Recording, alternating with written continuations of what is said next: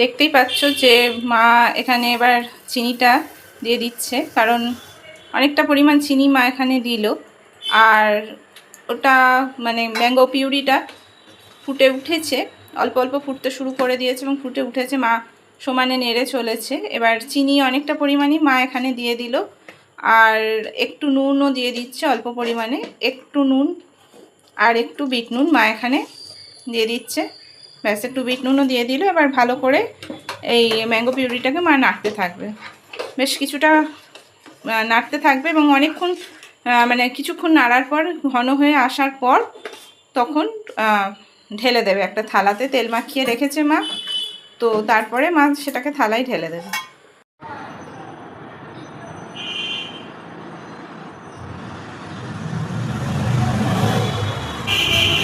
Mango puree এখানে ঘন হয়ে গেছে, মা ঘন করে ফেলেছে, পুরু হয়ে গেছে। মানে আমসত্ত্ব করার জন্য যে মা ম্যাঙ্গো পিউরিটাকে ঘন করছিল, সেই আমসত্ত্ব মানে ঘন পুরু হয়ে গেছে। এবার এটা ঠান্ডাও হয়ে গেছে। এবার আমসত্ত্ব একরকম রেডি।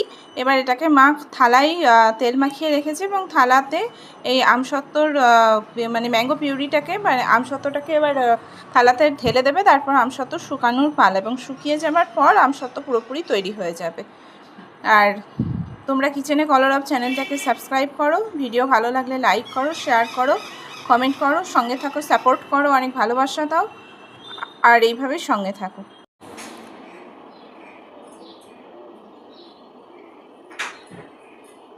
আমসত্ত্ব মা থালায় ঢেলে ফেলেছে, আর এবার আমসত্ত্ব শুকানোর পালা। ছাদে কড়া রোদে শুকাতে পারলে ভীষণই ভালো হয়, তবে আকাশ এই মুহূর্তে ভীষণ রাগ করে আছে, ভীষণ গুমোটা আর মেঘলা হয়ে আছে আকাশ, কারণ কদিন থেকেই এখানে ঝড় বৃষ্টি চলছে, তাই আকাশ ভীষণ রাগ করে আছে। আকাশ এখন মেঘলা গুমোট, তাই ফ্যানের হাওয়ায় আপাতত শুকনো ছাড়া কোনো গতি নেই আমসত্ত্বকে।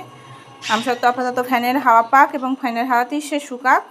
তারপর যখন কড়া রোদ উঠবে তখন আমসত্ত্বকে কড়া রোদে কিছুটা শুকোতে হবে। আপাতত ফ্যানের হাওয়াতেই আমসত্ত্ব শুকাক, এবং যতক্ষণ না আমসত্ত্ব শুকাচ্ছে ততক্ষণ তার কিছু করার নেই। আমসত্ত্ব শুকিয়ে গেলে তখন থালা থেকে মা তুলে নেবে। ততক্ষণ তোমরা সঙ্গে থাকো, সঙ্গে থাকলে এবং সঙ্গে থাকো।